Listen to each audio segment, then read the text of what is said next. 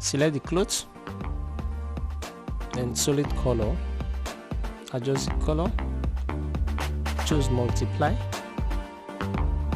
then add curve,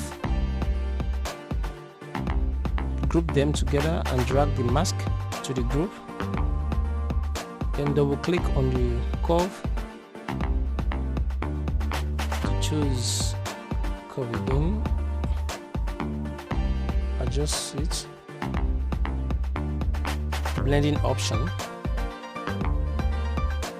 hold Alt key to separate it.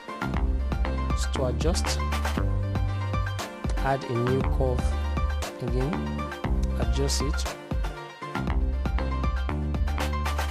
right click on the curve tree and choose blending option, then hold your Alt key to separate it again so you can adjust it. That is how you can change white to black.